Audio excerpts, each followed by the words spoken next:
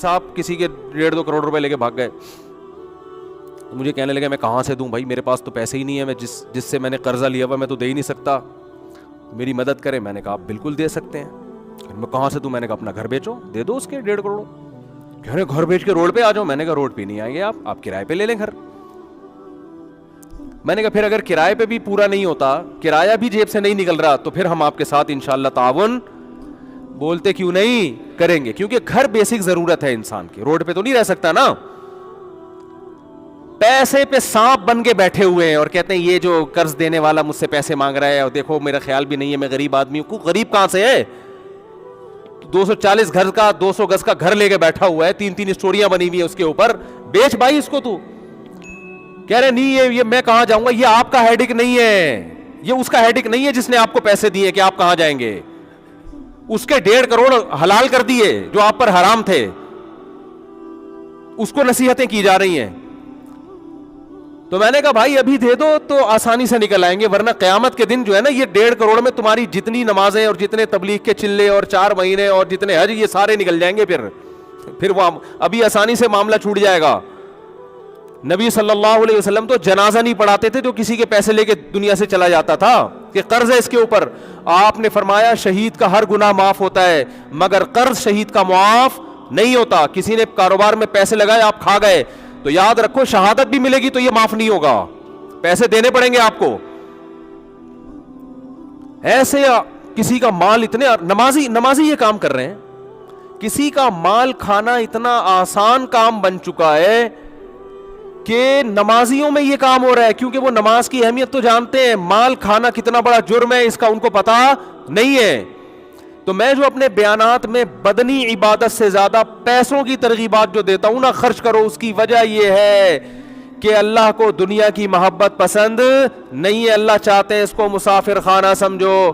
مسافر خانہ آپ سمجھتے ہو یا نہیں سمجھتے, اس کا آپ کے نمازی یا حاجی ہونے سے پتہ نہیں چلتا, اس کا آپ کا صدقات و خیرات سے اور آپ دوسرے کا حق ٹائم پہ ادا کرتے ہو یا نہیں کرتے اس سے پتہ چلتا ہے. لوگ کیا کرتے ہیں, پیمنٹ کا ٹائم آ گیا, 1 تاریخ کو پیمنٹ کرنی ہے آپ نے, لیکن آپ کہتے ہو کہ چونکہ مانگ نہیں رہا تو کیوں نہ اس سے فائدہ اٹھا کے ان پیسوں کو میں کسی بزنس میں لگا دوں, تھوڑے دن بعد اس کو واپس کر دوں گا. یہ بھی لالچ ہے, ہوس ہے کہ اگلے کا پیسہ آپ نے ادا کرنا ہے اور آپ اس سے کیا کر رہے ہو. جیسے بینک میں آپ پیسہ چھوڑ دو تو سود کماتا رہتا ہے نا, بینک تو خوش ہوتا ہے نا. دیکھو بینک آپ کو سہولت دیتا ہے جب چاہو پیسے نکال دو, لیکن خوش نہیں ہوتا کہ آپ پیسے نکالو. بینک آپ کو سہولت دیتا ہے, آپ کے 1 کروڑ ہیں, 10 کروڑ ہیں, 20 کروڑ ہیں, جب آپ چیک لے کے پہنچ جاؤ گے بینک پابند ہے قانوناً کہ آپ کو بولو نا دے, لیکن خوشی اس پہ ہوتی ہے کہ دے مانگو آپ, خوشی اس پہ ہوتی ہے کہ آج کے بجائے کل لے لو, تو کیونکہ جتنے دن پڑا رہے گا اس سے پیسہ کمائے گا آپ کے پیسے سے. تو آج تاجروں کا بھی یہی حال ہے کہ جو ایگریمنٹ ہوا تھا اس ایگریمنٹ پہ پیسے نہیں دیتے, اگر مانگنے آ جائے تو پریشان ہوتے ہیں, ٹرخاتے ہیں, ٹہلاتے ہیں, کل پرسوں ان کو پتا ہے کہ جتنے دن پڑا رہے گا بزنس میں لگا رہے گا. یہ نیچ حرکت ہے, گھٹیا حرکت ہے, یہ اس کی علامت ہے آپ نے ان دیواروں اینٹوں سے دل لگا لیا ہے. بھائی خاندانی طریقے سے پیسے کماؤ, 2 پیسے جو عزت کے ساتھ ہوں وہ زیادہ بہتر ہے اس قارون کے خزانے سے جو لوگوں کا پیسہ آپ زبردستی اپنے پاس گھما رہے ہو. اسلام میں سب سے پہلے جان کی حفاظت, اس کے بعد عزت کی حفاظت, تیسرے نمبر پہ پیسے کی حفاظت ہے. اور آج ہماری نظر میں سب سے پہلے پیسہ ہے, اس کے بعد جان ہے, عزت گئی. بولو بھائی, وہ اگر بچ جائے تو ٹھیک ہے, نہیں بچے تو عزت ذلت سے کیا ہوتا ہے بھائی. 2 گالیاں سنا دے گا نا, بول دے گا بھائی اتنی بڑی داڑھی رکھ کے پیسے نہیں دے رہا, یہ بول دے گا نا, تو یہ تو سنتے رہتے ہیں, اپنے سسر صاحب سے سنتے رہتے ہیں اس طرح کی تانے. ہم عزت دار آدمی کی نظر میں یہ تانا بہت خراب ہوتا ہے. عزت دار آدمی جو ہے نا اس کو یہ تانا کہ کوئی آپ پر یہ الزام لگا دے کہ آپ نے اس کے پیسے کھائے ہوئے ہیں, اس کی نظر میں شرم سے ڈوب مرنے کا مقام ہوتا ہے یہ کہ بھائی میرے اوپر یہ الزام کیسے لگ گیا. میں ایک سبزی والے کا واقعہ سناتا ہوں نا اکثر, نہیں وہ چونے والا سبزی والا نہیں, وہ تو بہت ہی عزت دار آدمی تھا, خاندانی. یہاں ایک سبزی والا ہوا کرتا تھا, پتہ نہیں 10-12 سال سے کہاں غائب ہے, غریب آدمی سبزی بیچتا تھا. یہ واقعہ میں نے کئی بار سنایا ہے لیکن ہے بڑا خاندانی واقعہ.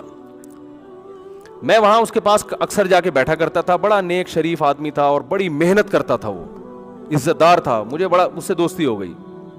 10-12 साल पुरानी बात है, अक्सर मैं वहाँ जाके बैठता, हम चाय वाय पीते, मेरी वैसे ही उससे मेरा कोई लेन देन नहीं था, बस मुझे वैसे ही गपशप के यार बड़ा इसकी बातें में बड़ा मज़ा था। यहाँ KPK से ताल्लुक़ था उसका, उर्दू भी बेचारा पश्तो आती थी तो उर्दू टूटी फूटी बोलता था। एक दिन क्या हुआ, मैं बैठा हुआ हूँ 10-15 मिनट ना मैं उसके पास जाके बैठता था, मैं बैठा हुआ, एक खातून आई और उन्होंने उसे कहा कि तुमने झूठ बोल के ये सब्ज़ी दी है मुझे। तो उसने कहा कि बाजी ये सब्ज़ी गलती से चली गई होगी आपके पास, थोड़ा सा उसमें दाग वाग लगा हुआ था, तो मैं कोई धोखेबाज आदमी नहीं हूँ, कोई बात नहीं, चेंज कर देता हूँ मैं। अच्छा, वो रोज़ाना की कस्टमर थी उसकी, रोज़ाना के कस्टमर को तो इंसान कभी भी कभी भी नहीं छोड़ता, वो तो सर पे जूते भी लगाया, कहता नहीं सब्ज़ी मुझसे ही लिया करो, मैं जूते खा लूँगा, क्योंकि पैसा है ना, इज्जत विज्जत की तो कोई वैल्यू नहीं है। तो उस खातून ने फिर कहा कि नहीं तुमने झूठ बोला था, या पता नहीं चोर का लफ्ज़ इस्तेमाल किया या झूठ बोला था, तुम चोर हो या झूठे हो, कुछ इस तरह बोला। उसने फिर कहा कि बाजी देखो ये गलती से सब्ज़ी ख़राब चली गई है, मैं ऐसा हूँ नहीं, आप ये रख दे, मैं दूसरी दे देता हूँ। तीसरी दफ़ा जब उसने कहा ना कि तुमने झूठ बोला था, उसने कहा अब सब्ज़ी आपको नहीं मिलेगी। हालांकि गरीब आदमी अपने मुस्तकिल कस्टमर को कभी भी बोलो नहीं छोड़। उसने कहा मैंने अगर झूठ बोल के सब्ज़ी बेचनी होती तो मैं सब्ज़ी नहीं बेचता, अगर मैंने हराम कमाना होता ना तो फिर मैं यहाँ मेहनत नहीं करता। अब वो खातून को लगा कि इसको तो गुस्सा आ गया है, तो वो माफ़ी मांगने लगी। उसने कहा नो माफ़ी उसने कहा माफ़ी वाफ़ी नहीं है, बस जाओ, मीटर शार्ट हो गया हमारा। अब वो बेचारी पीछे पड़ी हुई है, देख चल छोड़ दे यार, तू ये रख ले, बस कोई बात नहीं। उसने कहा नहीं, तुमने मुझे बोला कि झूठ बोलता हूँ मैं चोर हूँ, अब नहीं मिलेगी। वो भाई उसने हद कर दी, लेकिन ये भी अड़ गया।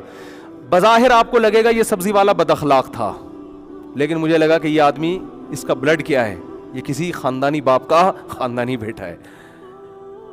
नहीं आ रही बात, ये थोड़ी कि कुछ भी बोल दो। अब देखो आदमी जो सच्ची मुच्ची का झूठा या चोर होता है ना, उसे जब बोल दो चोर है तो एकदम मसनूई गुस्सा आएगा उसको, मसनूई, मुझे चोर बोला।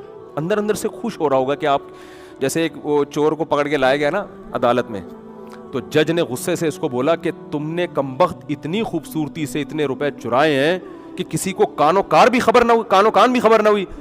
कह रहे शुक्रिया सर, आप पहले आदमी हैं जिन्होंने मेरे फ़न की इतनी बेहतरीन अंदाज में तारीफ की है।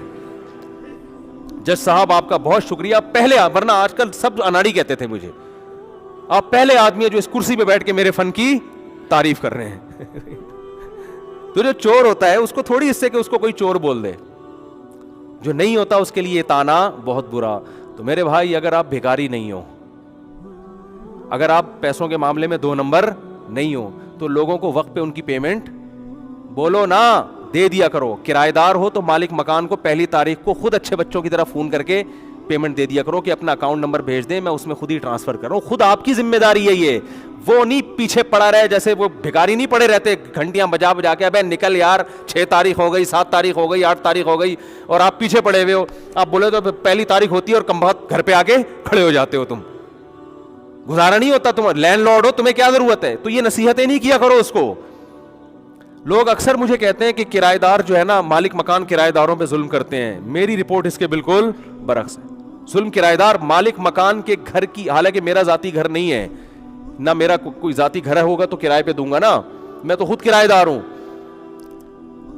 लेकिन हकीकत यह है कि किराएदार मालिक मकान के घर की ऐसी वाट लगा के जाता है कि जितना किराया उस मालिक मकान ने 5 सालों में वसूल किया है ना, सारा उस घर की रिपेयरिंग में लग जाता है। क्योंकि अमानतों में खयानत करने में बहुत मजा आता है आजकल। आप ये किराएदार ये समझ के इस्तेमाल नहीं करता कि मेरा घर है, फिर कलर भी उसी से करवा रहा होगा ठीक है ना, 5 साल हो गए कलर नहीं किया, तो सारा काम उल्टा चल रहा है मुआशरे में।